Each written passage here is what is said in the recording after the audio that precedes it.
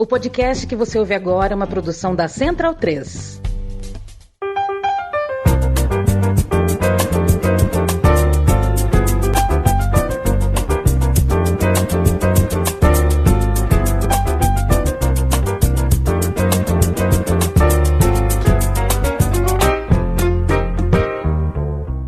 Bem-vindo e bem-vinda, amigo e amiga do podcast Meio Campo. Estamos todos em tons escuros hoje para você que está ao vivo, vendo a gente por vídeo na live.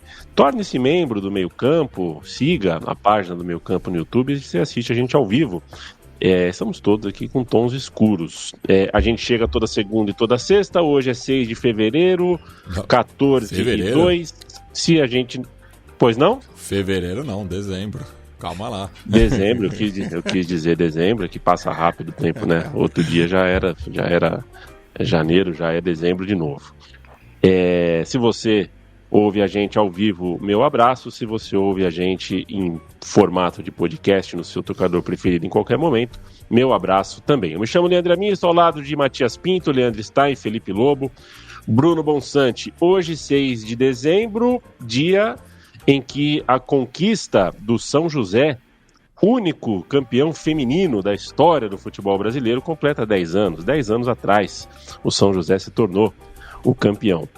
E também a data que marca a volta da leitura de nossa parte. Eu sou amigo, mas eu também sou leitor, né? Então pingou no meu e-mail já hoje a newsletter do Meio Campo, o Bruno Bonsante fazendo uma avaliação sobre Pep Guardiola, sobre Liverpool e Manchester City, o Felipe Lobo falando de Botafogo, a América vencida pelo clube, o Leandro Stein escrevendo sobre um goleiro que talvez você não conheça muito profundamente, chamado Dukadan, mas tem uma grande história. É uma delícia ler vocês três, eu estava com saudade de ler o que vocês tinham para escrever. E é aquilo que eu já disse, eu sou capaz de descobrir o texto de vocês no teste cego. Eu não preciso ter assinatura. O estilo da escrita de vocês já é algo que está tão na minha memória que é uma... né, eu nem preciso da assinatura. Matias Pinto. Diga lá. Tudo bem com você? Qual você achou? Se você leu a newsletter também do Meio Campo, queria saber qual texto você gostou mais. Eu gostei do Tô brincando, texto... não vou te submeter a uma pergunta dessa. Eu li o texto do Stein, tava com saudade, né, dos obituários. É sempre gostoso. Que a gente morra, né?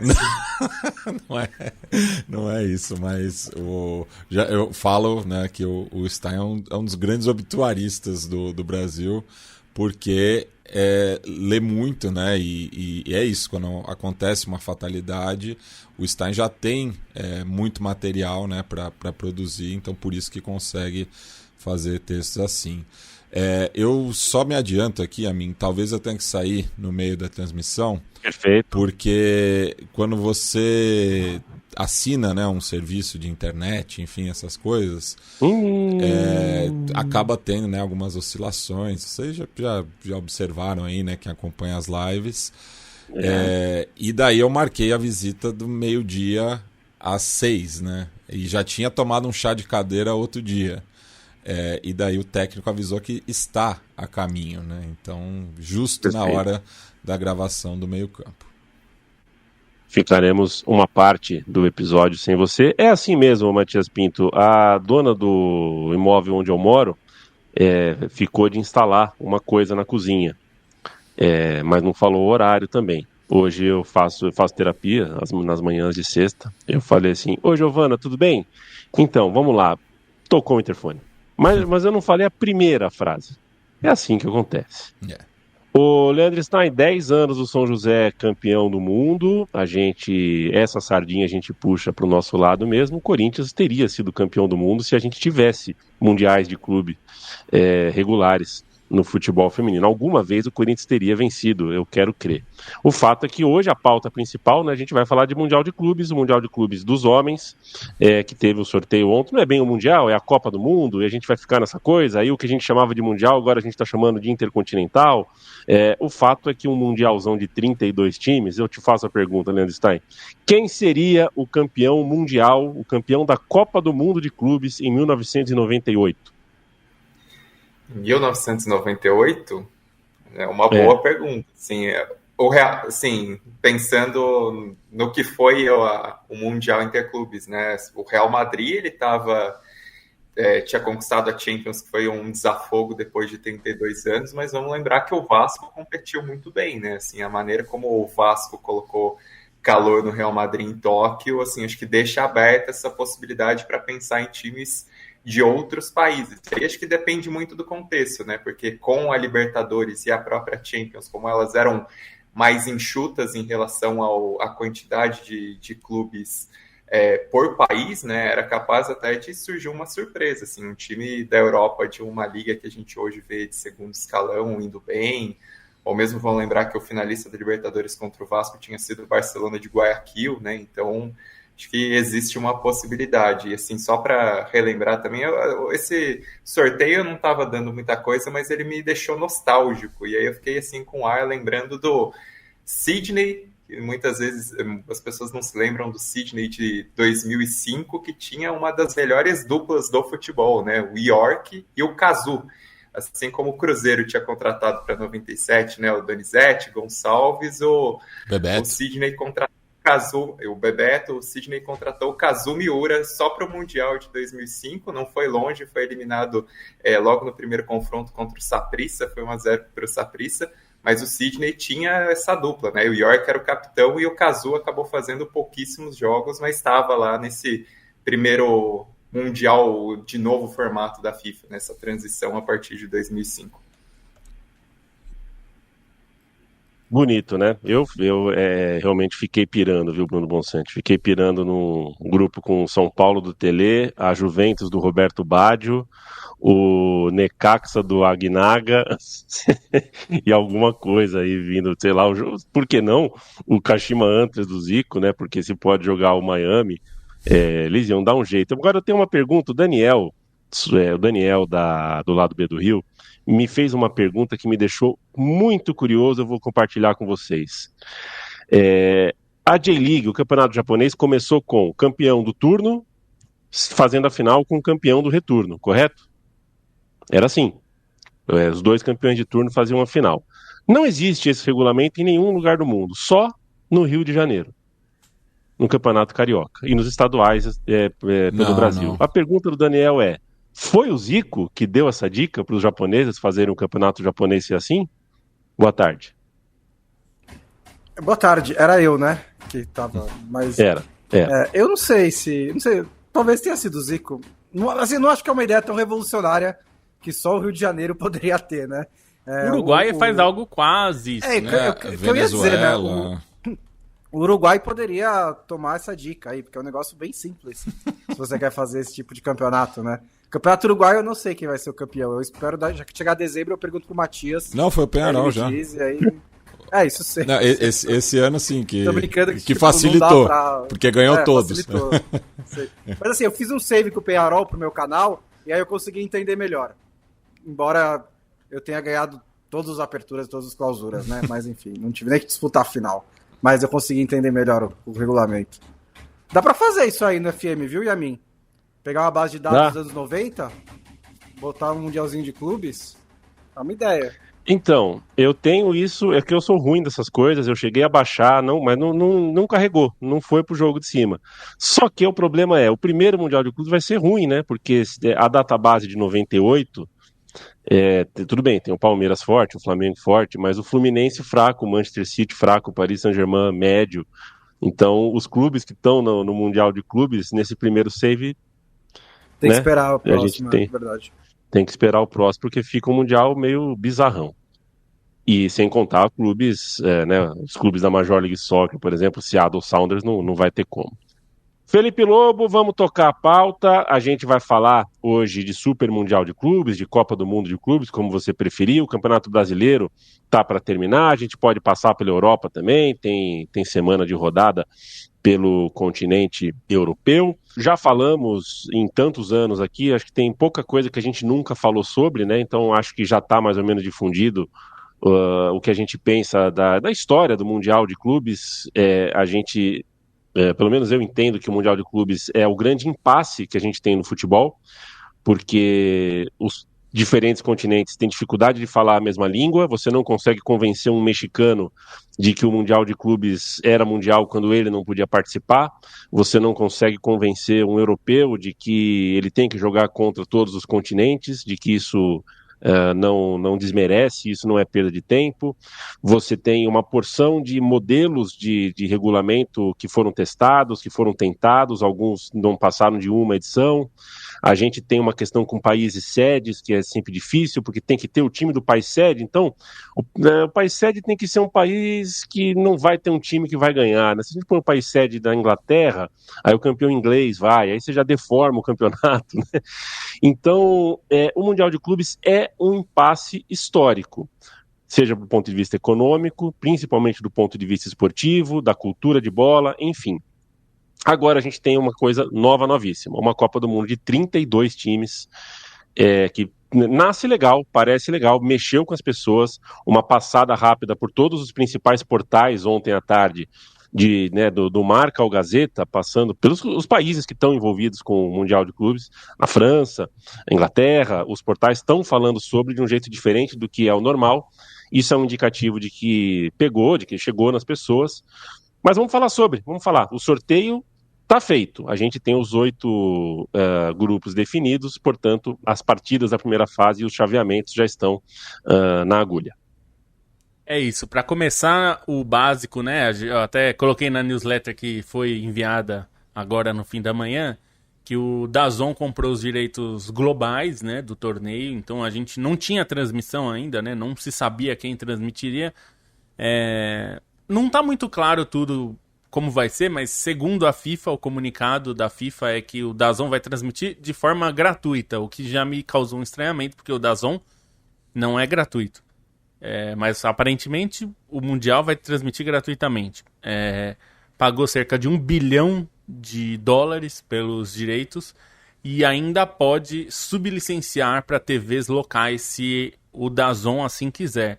Então, por exemplo, nada impede que ele sublicencie para uma Band, um SBT, uma Globo, enfim, Sport TV. Qualquer emissora local que quiser comprar tem que negociar com o DAZN e pode comprar se o DAZN achar que o preço vale. Então a gente supostamente vai ter no DAZN, mas também pode ser que tenha em outra emissora se outra emissora quiser comprar. Esse é um ponto importante porque os direitos de transmissão são o que sustentam qualquer campeonato financeiramente. A maior receita dos clubes em qualquer lugar do mundo, dos clubes grandes, né, dos clubes que disputam torneios importantes, que é o caso do Mundial, a receita de TV, né, direito de transmissão, normalmente ocupa a maior parte. Eu só não vou dizer com certeza sobre o balanço dos times da MLS, porque lá existe uma diferença um pouquinho, mas mesmo assim lá a maior receita da MLS é direito de transmissão. Então isso é importante. A minha questão, Yamin, você falou no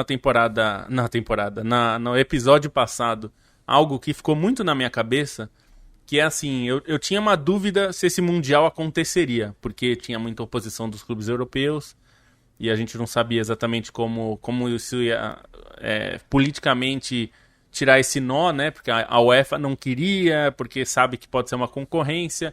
A FIFA estava querendo, que a gente sabe, eles nunca vão dizer, mas a gente sabe que a FIFA quer uma Champions League dela, que gere receita para ela e não para a UEFA, porque no fundo esse campeonato é um pouco isso, essa ideia, né? Houve um lance político de você compensar um pouco os sul-americanos por perderem a vaga na semifinal no Mundial anual, né, no Intercontinental, sendo que tornando alguns dos sul-americanos cabeças de chave no Mundial. Foi uma negociação também, por isso que a gente viu alguns cabeças de chave, mas enfim, foi uma questão complexa. E no fim, assim, a ideia, eu não acho a ideia ruim, não. A ideia do Mundial, esse Mundial grandão, Me parece uma ideia divertida. Quantas vezes a gente brincou disso, né?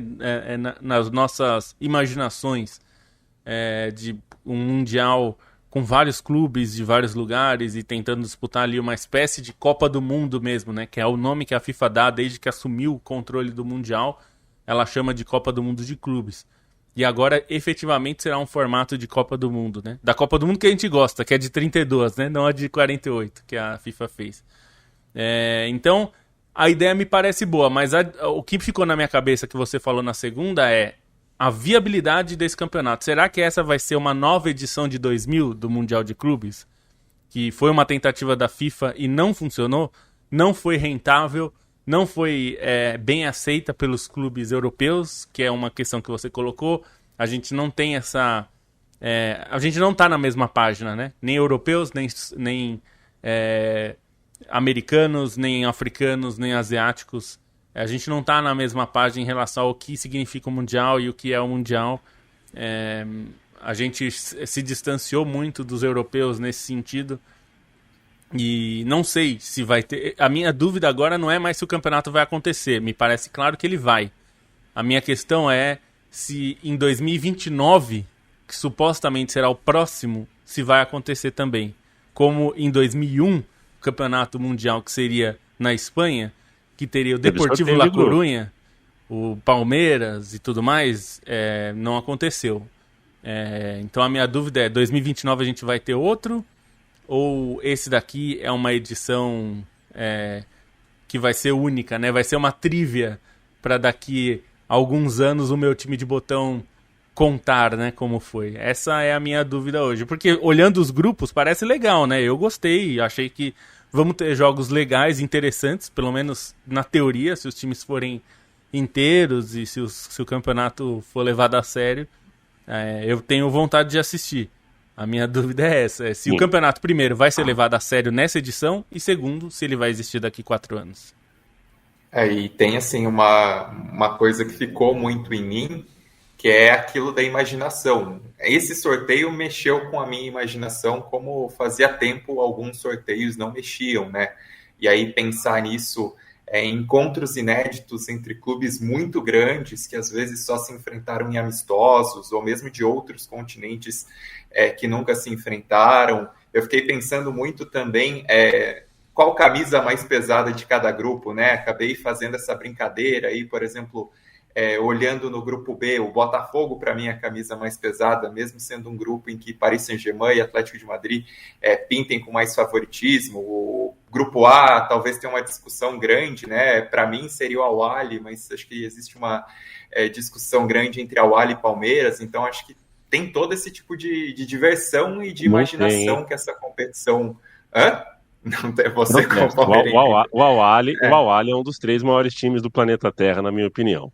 Eu, como palmeirense, vou fazer questão de fazer essa correção. O Al-Ahly é a maior camisa desse grupo. Achei que você ia falar, o Al-Ahly é um dos 3 maiores times do mundo. E o Palmeiras é um dos 2. Eu tô querendo ser político, porque o Yamin também sabe a minha opinião. O meu time de botão do Al-Ahly acabei ajudando a fazer. Mas, enfim, é um exercício gostoso de fazer.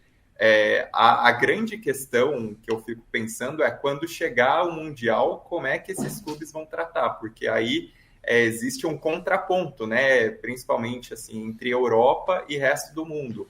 A Europa, nesse momento, parece mais interessado no dinheiro que esse torneio vai virar, porque são times em fim de temporada e tudo isso. Enquanto o resto do mundo tem muito mais interesse em se provar uns contra os outros, né? É muito legal pensar no seu time enfrentando um Al-Hilal, um Al-Ahly, mesmo o Inter Miami por causa do Messi, né? Muitos dos palmeirenses também ficaram contentes com esse confronto. Então, existe essa possibilidade que é interessante para os outros, né? Eu fico assim interessado em ver como os europeus vão tratar e como vão ser as nuances também entre os europeus, né? Porque vale diferenciar um time inglês que muitas vezes acaba desconsiderando muitas coisas, né? Mesmo em competições secundárias da Europa, às vezes não tem tanto interesse ali por Liga Europa e Conference. Como é que vai ser essa postura desse time? Mas tem uns que, mesmo assim, sendo times muito ricos, times com suas histórias particulares, eu acho que podem se interessar por esse Mundial. O PSG, por exemplo, que tem toda essa barreira na Champions, conquistar o Mundial seria um caminho para a afirmação do clube. O próprio Atlético de Madrid, que bateu na trave tantas vezes pensando em Champions League, mesmo times conquistaram de maneira recente a Champions League, né? A Inter, eu acho que a Inter poderia se interessar nesse Mundial também, a própria Juventus, que é um clube que, a despeito da grandeza da Juventus na Série A, títulos de Champions são raros para a Juventus. Assim, é um time que, teoricamente, deveria ter mais títulos de Champions do que tem, até por muitas vezes que falhou na final. Então, outra coisa que me deixa curioso é essa maneira como os clubes europeus vão tratar esse interesse. A gente só tem que ver também como é que vai ser na prática em relação às fases finais, porque se for um torneio que acabar concentrado nos europeus, por exemplo, nas quartas de final, chegarem 7, 8 europeus, vai ser algo que tira um pouco a empolgação e deixa um pouco mais dúvida sobre a continuidade, né? A Libertadores, ela não perdeu o charme dela, mas tem mais questionamento com essa quantidade de brasileiros que acaba monopolizando, né? Até por outros torneios que têm esse mesmo papel, né? De certa maneira, a Libertadores virou uma Supercopa do Brasil, pensando em times, né? Uma Supercopa do Brasil com convidados esporádicos de outros países. E o Mundial, o que passou essa vibe positiva desse sorteio é o embate entre culturas, são esses confrontos inéditos, essa possibilidade de ver torcidas, né, tão apaixonadas de um canto ou de outro se enfrentando nas arquibancadas, se encontrando nas arquibancadas. O Trump vai adorar. Enfim, assim, outro ponto, né, que me deixa em dúvida é quanto à organização dos Estados Unidos, que a gente viu o que aconteceu na Copa América, né? Então, outra questão, e uma coisa é torcida de campeonato de seleção, outra coisa é torcida de campeonato de clube, e vai ter muita gente ainda pensando em latinos, imigrantes e essa população, essas comunidades nos Estados Unidos. Isso que o Stein falou é um dos motivos que eu sou ou era, né, porque agora vai acontecer, contra a ideia desse Mundial, né, que é a possibilidade, a probabilidade até de que os europeus dominem e que seja mais difícil até para os clubes de outros continentes conquistarem o Mundial. Porque se a gente pegar como base o agora Intercontinental, e parênteses, é por isso que é meio bobagem ficar falando, isso é Mundial, aquilo é Mundial, a FIFA de repente cria um torneio e fala, esse é o primeiro Mundial, e aí o outro primeiro Mundial, não sei mais o que é, mas enfim, usando o Intercontinental como base, os clubes sul-americanos estão mais próximos do resto do mundo do que da Europa. Né? Acho que essa é a conclusão que a gente tinha tirado das últimas edições do antigo Mundial de Clubes. O que isso significa é que num grupo com Palmeiras, Porto e Al Hilal e o Masters do Barcelona, talvez o Palmeiras tenha mais dificuldade de jogar, de ficar, não mais dificuldade, mas talvez brigue mais com o Al Hilal pela segunda vaga do que com a primeira com o Porto. É que é o Porto, não é um europeu dos mais difíceis. Então pode ser que seja tudo equilibrado ali. Mas você tem alguns grupos que você olha e fala, bom, o Botafogo consegue passar desses dois, e aí depois vai chegar umas oitavas de final, pega outro europeu, quartas outro, BCM outro. Quantas vitórias sobre europeus um time sul-americano consegue emendar? Então, esse é um problema. O segundo problema é a proliferação de campeonatos, enquanto o ano ainda tem 365 dias. Não dá pra gente continuar criando campeonato. Né? Criar um Mundial de Clubes como esse, sem nem a contrapartida de acabar com o Intercontinental anterior, nem isso eles entregaram para os jogadores, eles ainda mantiveram o bagulho, o campeonato anterior deles, é uma tendência muito complicada, né? Porque não é, de novo, não é só o Mundial de Clubes, é a Champions maior, é a Liga das Nações maior, é a Copa do Mundo maior. Tudo tá ficando maior e os jogadores vão quebrar. Eles já estão quebrando, eles vão quebrar mais ainda. E o terceiro ponto que me tornou contra esse campeonato é que não adianta nada você ser contra a Superliga se todo o campeonato que você cria é para emular o que a Superliga faria, certo? Que é exatamente o que a Champions League e esse Mundial de Clubes está fazendo. Eles querem grandes confrontos entre os principais clubes da Europa. Parece que é só isso que os dirigentes do futebol acham que conseguem vender hoje em dia. Então todos os torneios estão caminhando para isso.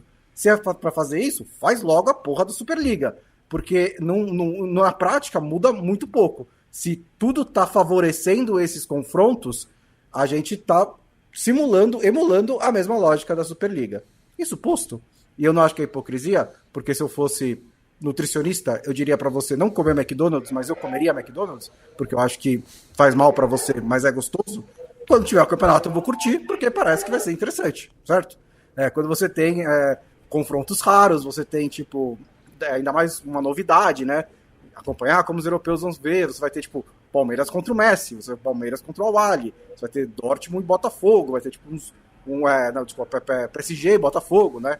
Você vai ter, tipo, jogos que você nunca imaginou que ia ter. Acho que... Dortmund Flu, acho que vão ser jogos interessantes, vão ser jogos legais. É que eu acho que, por todas as circunstâncias que eu expliquei, é um campeonato problemático.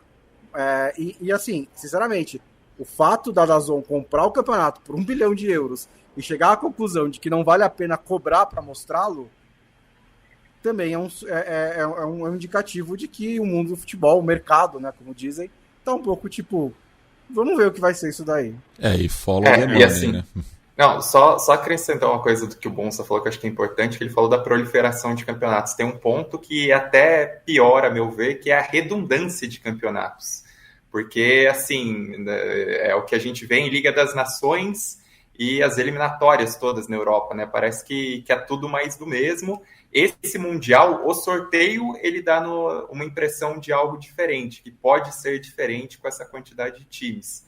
Porém, quando a gente pensa nessa quantidade de europeus que pode chegar à fase final, tem esse risco de redundância, né? E assim, até me lembra a questão dos anos 90 na Conmebol, né? Que tinha Supercopa, Libertadores, Copa Masters, Copa Ouro, Recopa da Supercopa, da Copa Master, assim. E aí era basicamente com o objetivo de gerar dinheiro e não pensar naquilo que pode ser de interesse do público também, né? Que é oferecer um material, assim, uma ideia nova que abra possibilidades. A manchete em um portal... desculpa aí, Mate, mas essa aqui, só para não perder. A manchete num portal próximo de você vai ser: jornalista do meio-campo diz que Mundial de Clubes é o McDonald's do futebol. Não, não patrocina o podcast Meio Campo. Mas patrocina a FIFA, né? Mas você só consome o concorrente. Você, Matias Pinto, só consome o concorrente, que eu sei. Tem aqui o xadrez verbal. O xadrez verbal é gravado regado a ketchup do Burger King. Por favor. E do ponto de vista de arquibancada, assim, né, pensando no formato, né, e espalhado também, né, porque assim, não faz nem muito sentido, assim, porque a maioria das sedes estão na costa leste dos Estados Unidos, tem 2 na costa oeste, e estádios muito grandes também, algo que a gente viu na Copa América última, realizada nos Estados Unidos, né? E pensando assim, né, um confronto, sei lá, entre Malemodi Sundowns e Ulsan, qual a expectativa de público? Sei lá, Charlotte. Al Hilal e Red Bull Salzburg, sabe? Tipo... não são jogos atraentes, né? E eu acho que daí a FIFA... Red Bull Salzburg, eu confesso que eu tive que checar. Falei, como que chegou aqui? Tem isso também, né? A gente fica... Eu não quero saber. Eu vou ficar com esse mistério pra mim. Não me conta. Então acho que a FIFA também vai meio distribuir ingresso também, né? Porque senão vai ser um fracasso de público a olhos vistos, né? Porque... as métricas, né, da Zone, enfim, isso daí eles podem dar uma maquiada, mas ali no estádio a gente vai ver muito clarão também. Como em outras edições da Copa do Mundo no passado, né, Lobo, a gente também teve estádios mais vazios, e esse debate de estádio vazio versus estádio cheio é aquela história, né? O PVC, por exemplo, nosso colega sempre bate na tecla que hoje os estádios do Brasil estão mais elitizados e estão mais cheios do que em outra época. Então não é um debate simples, né? Às vezes o estádio mais vazio parece querer dizer uma coisa que não quer dizer. O fato é muito particular a relação Estados Unidos-futebol, é muito particular o que a gente vive, né, nesse momento da FIFA, aí, a maneira como está entrando e saindo o dinheiro da FIFA. E o Bruno Monsanto, você parece preocupado com alguma coisa. Não, né? Ah, tá. Porque eu pensei que eu estivesse falando alguma coisa que você discorda, perdão. Não. Eu juro, eu tô checando como que o Red Bull Salzburg chegou lá, só isso, eu fiquei curioso. Ah, tá. É que você é uma pessoa muito expressiva. Inclusive, eu quero mandar um abraço pro Gladson Rafael, falando em expressão. Ô, Matias Pinto, essa é só para quem tá assistindo ao vivo, em vídeo, tá? Mensagens, né? A gente tem mensagens para cá e para lá, né? A gente consegue se comunicar mais do que com palavras. O Gladson escreve assim: o Furacão de 2004 faria um estrago no Mundial. Já o de 2024, que quase chegou ao Mundial, vai ter que suar sangue para não cair. Eu não sei se o Atlético Paranaense vai ser rebaixado. Eu não gostaria que não, né? Mas eu tô neutro nessa disputa. O time que eu quero que seja rebaixado, eu tô dividido aqui, realmente não. Você acha que vai ser uma última rodada bem, assim, digamos, energética? Eu tô neutro. Eu tô neutro, tá bom? Eu tô neutro. Só queria fazer o serviço aqui para o nosso Caio Belandi não dizer que a gente não falou. Então, só para passar, porque a gente falou tanto que os grupos atiçaram a nossa imaginação.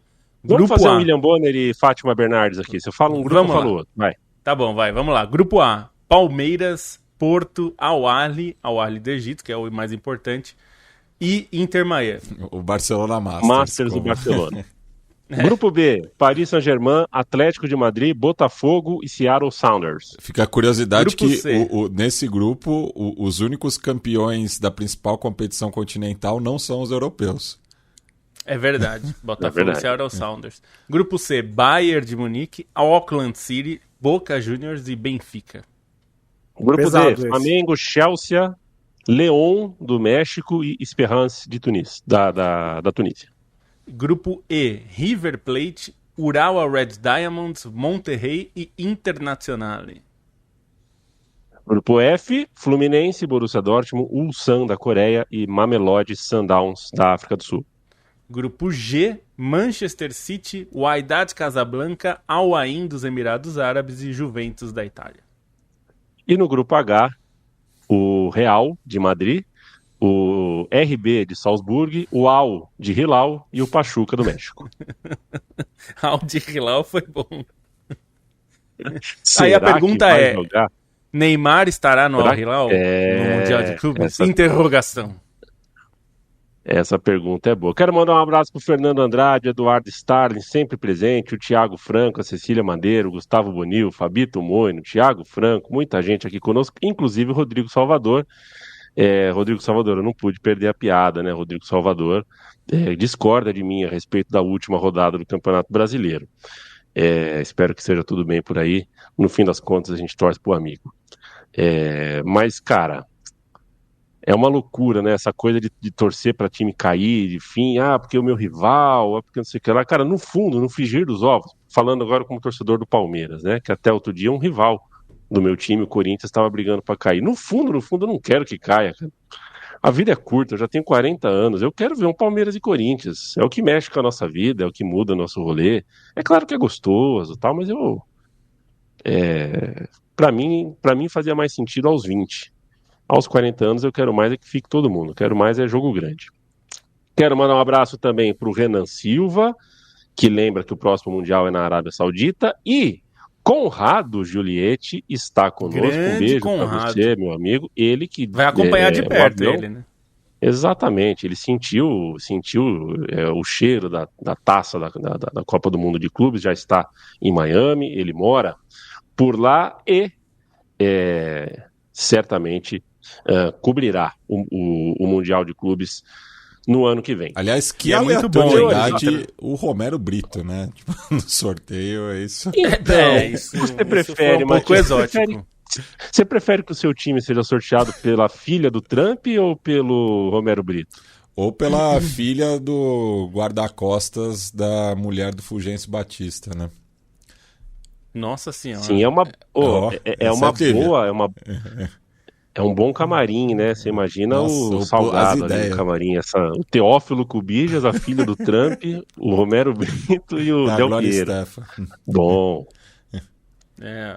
Não, é dizer que o Conrado Juliette, que embora cubra muitos esportes americanos, né, mora lá nos Estados Unidos, tem feito muita coisa na ESPN, desde narração até reportagem, mas eu vou elogiar a parte que eu mais gosto de ver o Conrado, é que ele narrando o futebol italiano, e narra muito bem, e ele dá emoção, traz informação. Eu, como sou um fã de Série A, assisto bastante lá na Disney, na ESPN, e o Conrado narra bastante lá. Jogos do futebol italiano, que eu sei que ele é apaixonado também. Então, um grande abraço pro Conca e vamos que vamos.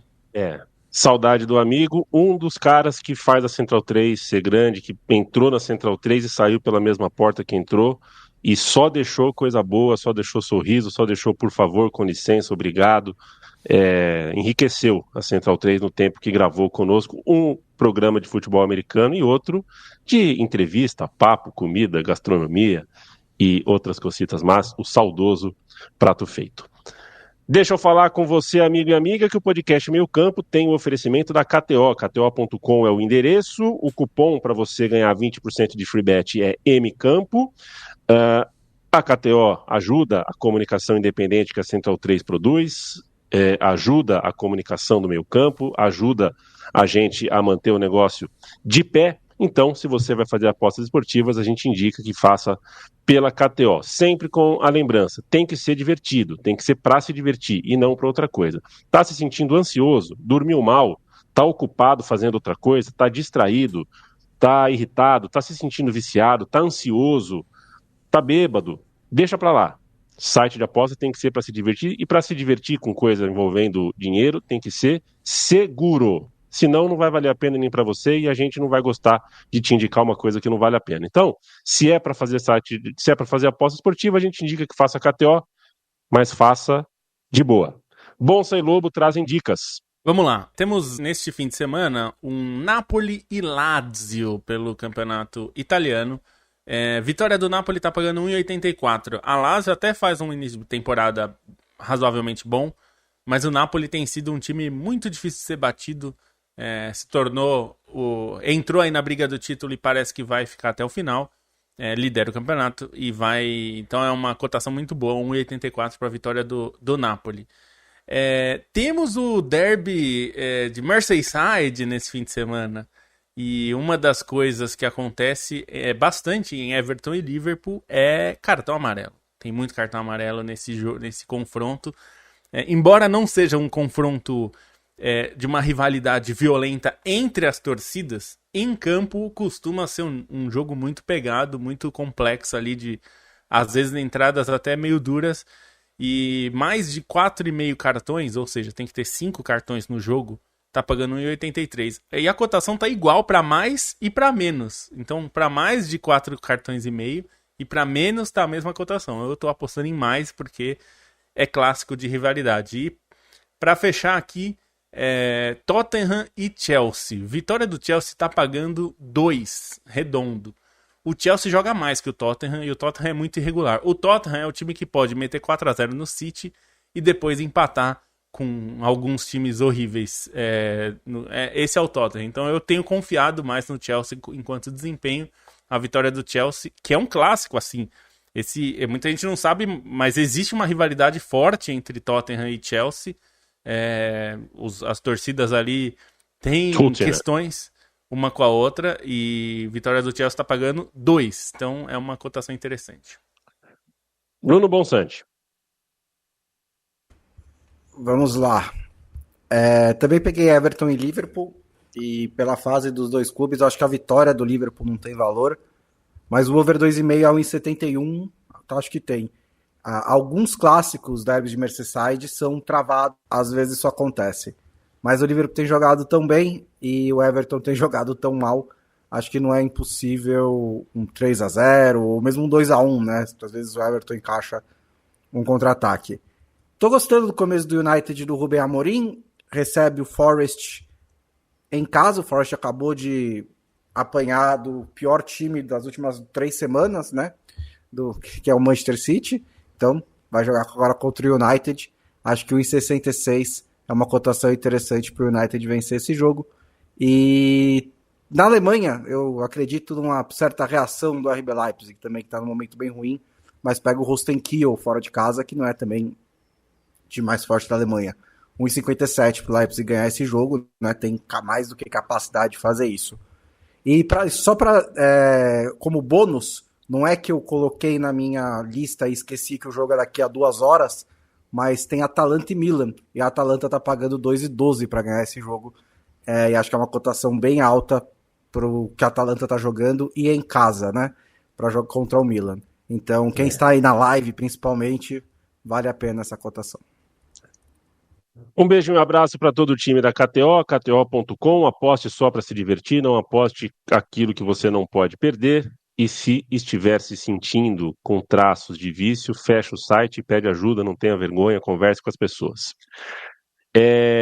Já falamos, então, acho que muito sobre o Mundial de Clubes. Ele começa no próximo dia 15 de junho de 2025, né, do ano que vem. O jogo vai ser Al Ahly e Inter Miami. Duvido que vá ser fora de Miami, né? Vai ser naquela região, porque acabou essa coisa de sede meio fixa ali, né? Todo mundo fazendo futebol agora se viaja muito, né? Eu acho, por exemplo, uma Copa do Mundo nos Estados Unidos, uma Copa do Mundo na Rússia, por exemplo, as sedes tinham que ser mais fixas. Vai fazer um torcedor, vamos supor, um torcedor que sai da Tunísia ou sai do Brasil, e o time dele estreia em Miami, faz a segunda rodada em São Francisco, a terceira rodada em Detroit, você quebra o cara, né? Você quebra o cara, já vira outro rolê. Agora, se o grupo A todo ficar na região ali, né? Miami, Orlando, ali, no máximo, sobe ali, mas não sai daquela região, que ótimo seria. A gente não tem informação sobre isso, o Conrado Giulietti certamente terá essa informação antes da gente, mas o fato a estreia é em Miami, Al Ahly contra o Inter, contra o time do Messi, contra o Masters do Barcelona, segundo o Bruno Bonsante. Podemos falar um pouquinho agora de outras coisas? Ou alguém quer dar uma última palhinha sobre o Mundial? Deixa eu ver. Eu vi aqui rapidinho, né? Eu só vi aqui rapidinho que os 2 primeiros grupos já tem o local dos jogos, né? O grupo A vai ser no Hard Rock Stadium, que é do Miami Dolphins, enquanto que o grupo B vai jogar em Seattle, né? Porque são os 2 clubes envolvidos, né? As 2 franquias envolvidas vão jogar nas suas respectivas sedes, né? No caso, o Inter Miami vai jogar num estádio no condado ali, não no seu próprio estádio, porque é bem menor, mas... É um estádio pequeno. Vai jogar no estádio da equipe de futebol americano da cidade. Exato. Os demais grupos ainda não têm informação. Então, mas o que eu ainda não sei, Mati, se serão rodadas duplas nesses estádios, dos 2 jogos desse estádio, ou se vai fazer viajar. Se for rodada dupla, menos mal, acho que até mais racional, porque, sim, cara, eu acho essa pegada de Copa do Mundo que a gente tem hoje, eu sou muito mais o que foi a Copa na Itália em 90, no próprio Estados Unidos em 94, que você fazia 2 jogos na mesma sede antes de viajar, porque depois da Copa do Japão, acho, né, a partir da Copa de 2006 na Alemanha, é muita viagem e às vezes não é necessário. Às vezes o torcedor não consegue pagar, não consegue fazer turismo porque está sempre chegando ou saindo dos lugares. Ainda mais em um país continental como os Estados Unidos, né? Não, tem que ser regionalizado. Só que daí como foi em 94, né? Aí fica a questão dos gramados, né? Que foi uma das principais críticas durante a Copa América.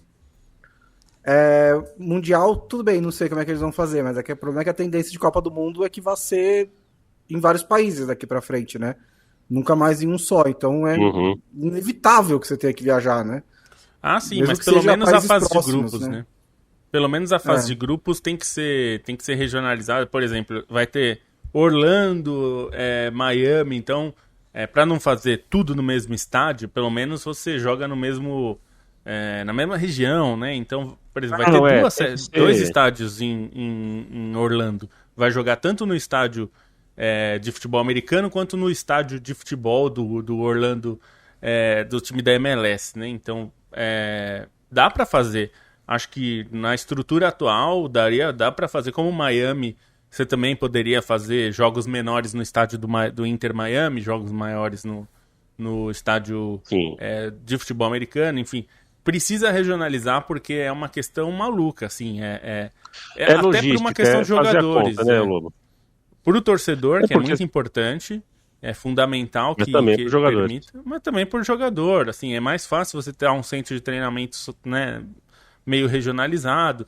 Inclusive nesse esquema de Copa do Mundo, como é esse de clubes e é a Copa do Mundo também, como você já sabe mais ou menos o direcionamento, então, por exemplo, o grupo A e o grupo B vão se enfrentar, né? Um tá em Miami, mais ou menos, ali na Flórida, o outro tá em Seattle.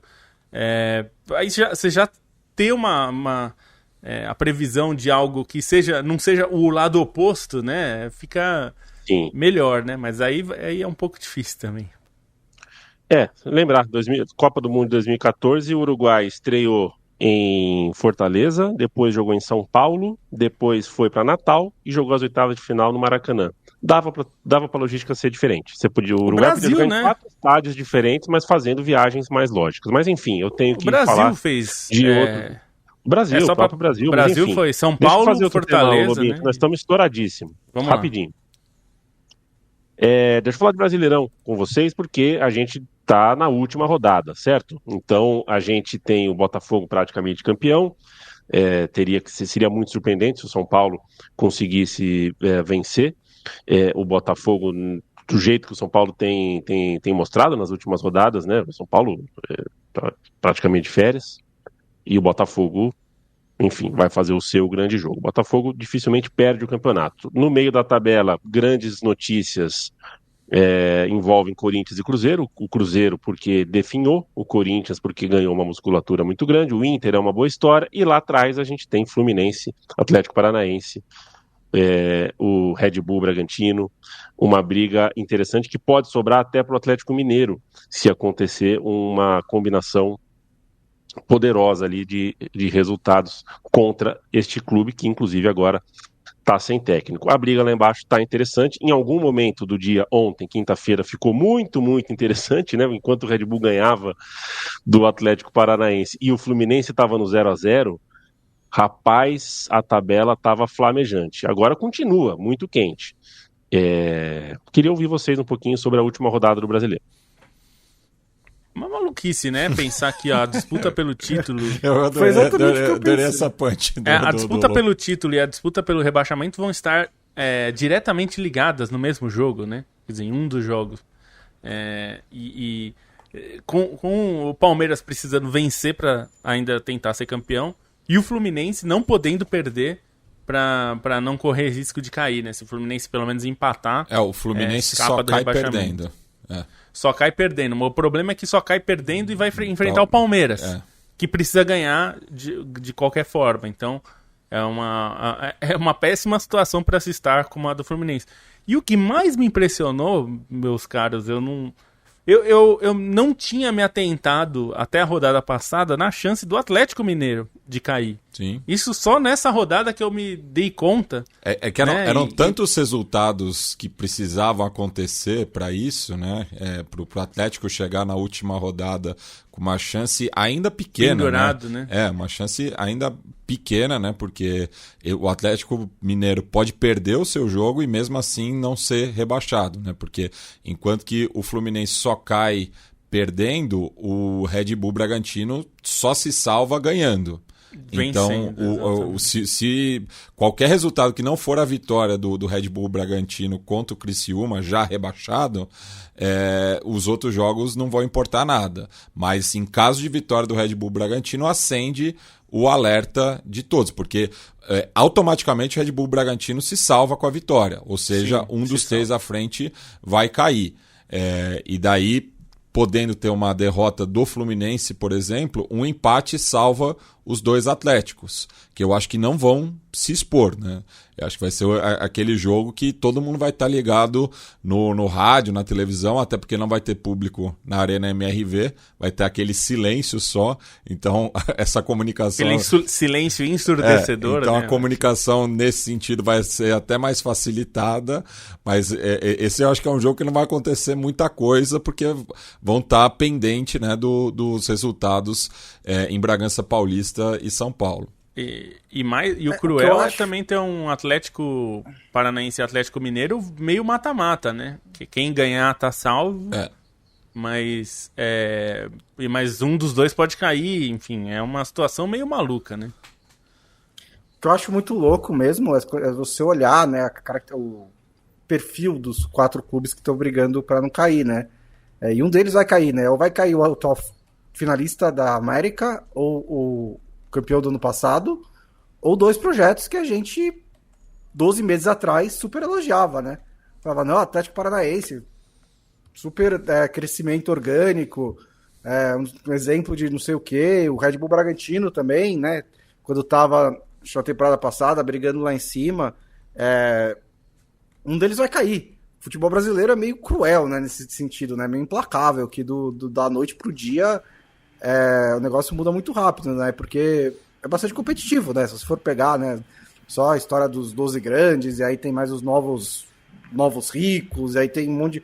Alguém tem que ser 13º colocado no campeonato, né? E aí você escorrega um pouquinho e está perto da zona de abaixamento. Então, é curioso para mim que chegue na última rodada com 4 clubes podendo ser rebaixados, e são 2 que acabaram de ter campanhas longas ou vitoriosas na Libertadores, e 2 que pareciam ter um projeto extremamente sólido.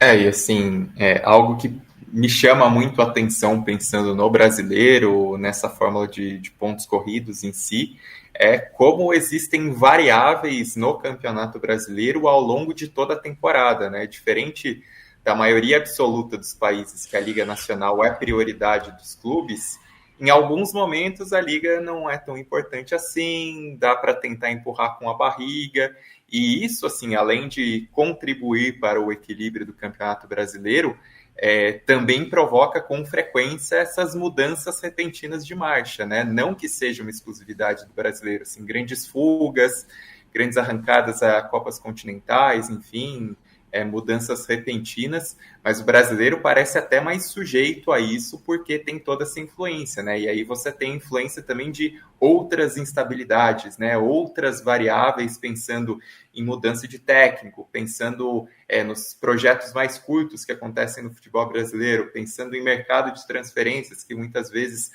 acaba afetado no meio da temporada por conta de vendas, por conta de contratações, de repatriações, a própria influência das competições de seleções nacionais, e esse brasileiro deixa muito escancarado isso, né? Pensando nos times que do nada deram um salto e agora estão em zona de Libertadores, outros que também passaram por muito tempo em regiões mais confortáveis da tabela e agora temem perder o que parecia um privilégio, parecia algo garantido, e essa rodada final vai mexer muito, né? Vai ser muito interessante, vai ser dessas rodadas para ligar várias telas para tentar assistir o máximo possível, porque tem muitas dessas histórias cruzadas, né?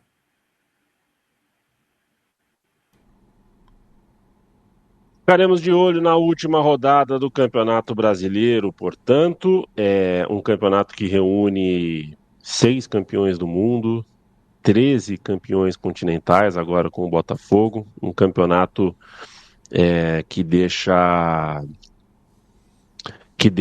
muita gente, né, deixa muita torcida achando que pelo menos o top 10, entre aspas, obrigação, mexe muito com a emoção das pessoas. É um campeonato realmente muito forte nesse quesito. Acho que do ponto de vista técnico, o campeonato desse ano melhorou lá no topo, né? Teve gente que subiu o sarrafo, mas acho que da metade para baixo o campeonato piorou em relação ao ano passado. Eu vi muita coisa muito ruim mesmo em times que no fim das contas não reagiram, inclusive do próprio Corinthians, que depois deu uma grande arrancada, né? A gente vai ficar em altos e baixos. O futebol brasileiro vai viver de altos e baixos, né, Mati? E em relação a isso, né, e sobre também o aumento das vagas, né, eu acho que é sintomático a reta final de Bahia e Cruzeiro, que ainda podem se classificar para Libertadores, mas cujo o trabalho é bastante contestado, né, o planejamento é bastante contestado pelas duas torcidas, né?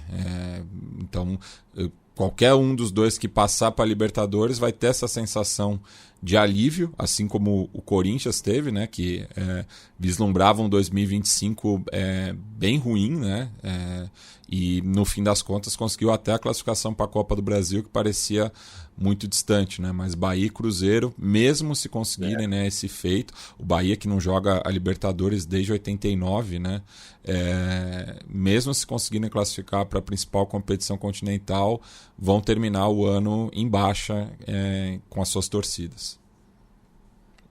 Crítica repetida, mas que a gente sempre faz. Tem time que se classifica para a Libertadores, tem time que alcança a Libertadores, mas tem time que é a Libertadores que alcança ele, né? Vai chegar o momento que a gente vai descobrir que é o 12º, 13º, 14º vão para a Libertadores também. É muita vaga, gente. É muito trio de arbitragem. É muita equipe de VAR viajando por aí nas datas da Conmebol. Gente. É muito jogo. É muito jogo. Aqui na Europa também. Matias, um beijo para você. No fim das contas, o técnico da operadora de celular não apareceu aí, né? Então a gente pôde contar com a sua presença. E veja você, eu estava pensando enquanto a gente falava de Mundial de Clubes, né? Na Argentina, país que você conhece tão bem, você que apresenta o Conexão Sudaca, pode estar caindo o mundo que você abre o jornal e estão falando só de Boca e River, né? A final da Libertadores praticamente não apareceu nos jornais e telejornais da Argentina porque é Boca e River. Esse mês de Mundial de Clubes, malandro, pro Vélez Sarsfield conseguir emplacar uma manchetezinha em junho, puta que pariu.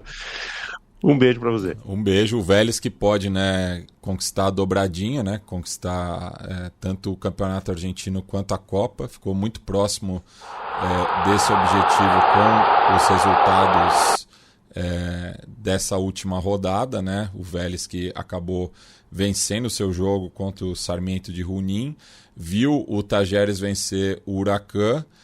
Nisso o Huracan praticamente se despediu da disputa e num jogo maluco no Cilindro de Avejaneda o Racing tomou a virada do Estudiantes de La Plata depois de sair atrás no marcador, né? Um jogo 4-5, né? Não é todo dia que a gente vê um resultado assim, então o Racing também ficou muito distante da disputa e com o possível título do Vélez, o Boca Juniors está muito próximo da pré-Libertadores, porque abriu 4 pontos em relação ao Huracan, né? E caso o Vélez seja campeão das duas competições, o Central Córdoba de Santiago del Estero, que é o vice-campeão, que será, né, o vice-campeão da Copa Argentina em caso dessa dobradinha, vai à Libertadores também pela primeira vez na sua história. A gente repercute isso e outros assuntos na segunda-feira, a partir das 17 horas. Eu não, na verdade, porque eu estarei representando o meio-campo na premiação dos melhores podcasts do Brasil. Torçam pela gente. Beijo, Bruno Bonsante. Um beijo. Jogaço entre Liverpool e Newcastle no meio de semana. O Liverpool chegou a fazer 3-2, depois levou empate, mas o Salah tá... Não tem nem o que falar mais do Salah. A bola parada do Arsenal, né, resolveu contra o Manchester United, é uma das melhores histórias aí dessa temporada também. Uma das mais interessantes, pelo menos, né? A qualidade do Arsenal na bola parada. O Maresca Ball parece estar engrenando no Chelsea, né, que divide a vice-liderança. E milagre, o Manchester City ganhou um jogo, 3-0 sobre o Nottingham Forest. Um beijo, Felipe Lobo. Um beijo e tem o Sudaca também, o Conexão Sudaca, que o Matias vai gravar ainda. Hoje ainda. Não sei não sei quando que vai para o ar, provavelmente mas amanhã. Se tudo der certo amanhã, então mais futebol sul-americano no Conexão Sudaca. E ainda tem, a gente falou da newsletter do Meio Campo, que agora está aí disponível lá, newsletter.meiocampo.net. A gente está deixando o link na descrição aqui do episódio, no seu tocador, ou então aqui no YouTube.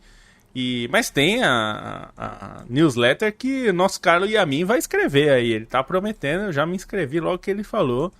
Então, o Yamin vai dar a letra aí, mas procure por Leandro Yamin no Substack, porque vai ter newsletter do Yamin também, hein? E tem a newsletter para os apoiadores do meu time de botão, para quem é apoiador. tem lá também. Se você gosta de newsletter, estamos oferecendo aqui aos montes, hein? Até segunda-feira. Valeu, a minha newsletter, O Monolito, com o Leandro Amin, já tem 2 postagens, já mandei 2 e-mails para a rapaziada. Um deles que eu mandei hoje de manhã, Felipe Lobo, foi falando, entre outras coisas, sobre a série do Senna na Netflix. Você sabe o que é, Leandro Stein? Beijo, um abraço, até segunda-feira. Você sabe o que é um coordenador de intimidade? Sim, é a pessoa que gere as cenas de amor, de sexo numa filmagem. Sei disso porque li a edição de hoje da newsletter, muito boa, por sinal. Eu já tinha lido a primeira sobre o seu amigo Ricardo, e sobre, enfim, uma história muito bonita de amizade. E só um destaque final, aproveitando também para falar da Copa do Rei, né? Que a Copa do Rei é uma Copa muito divertida pelo seu formato. Nessa segunda rodada, foram 4 times da 4ª divisão eliminando times da 1ª divisão, com destaque para o Logroñés, que tirou o Girona. E o Logroñés, assim, para quem lembra, disputou nos anos 80 e 90 a 1ª divisão, né? Esse time atual é uma reencarnação. Clebão. O Clebão, o Salenco foi artilheiro da Copa de 94 como jogador do Logroñés, né? E outro destaque foi o Pontevedra, que eliminou o Villarreal, e é um time que disputava a 1ª divisão do campeonato campeonato espanhol nos anos 60, chegou a liderar o campeonato, batia de frente com um time grande, até tinha uma história que o rei frequentava os jogos do Pontevedra, porque na época estava servindo a Marinha, então ele era uma figura notável nas arquibancadas. E mais informações sobre essas histórias da Copa do Rei, uma história muito bonita, particularmente do Logroñés, né? Uma história do goleiro de ocasião, vocês encontram também lá no fim da newsletter do Meio Campo, se vocês tiverem fôlego para lerem 13 páginas de Word escritas com todo carinho e afeto para vocês. Tchau, tchau, até segunda. É sempre com muito carinho e afeto que a gente fala aqui. Eu vou mandar um áudio pro Paulo Júnior sugerindo o meu time de botão Logroñés do Salenco e do Clebão. E a resposta dele eu encaminho para vocês, tá? Que com certeza vai ser uma resposta interessante. E só para dizer que a série do Senna que você falou, série do Senna 10-10, viu, para mim. Eu fiquei muito impressionado com as atuações, não gostei tanto assim do roteiro, mas impressionante como foi bem gasto o orçamento alto, grande que eles tinham para fazer uma coisa muito, de uma qualidade realmente muito, muito grande. Valeu a pena sim, eu assisti e gostei. Segunda-feira a gente volta com mais uma edição do podcast Meio Campo e, como disse meu xará Stein, não se esqueça que a gente milita na comunicação independente e faz isso daqui com muito carinho, com muito respeito. A gente não aluga o teu ouvido para gritar o que a gente acha que tem que gritar, e a gente não grita de forma nenhuma, a gente não faz o seu ouvido de caixa-ressonância de, digamos assim, heterossexualidades mal resolvidas no futebol, essa coisa que o futebol precisa ter, do vexame, do fracasso, da glória, do grito, da polêmica. Não, a gente já há alguns anos tomou o caminho de conversar na boa com você. Beijo.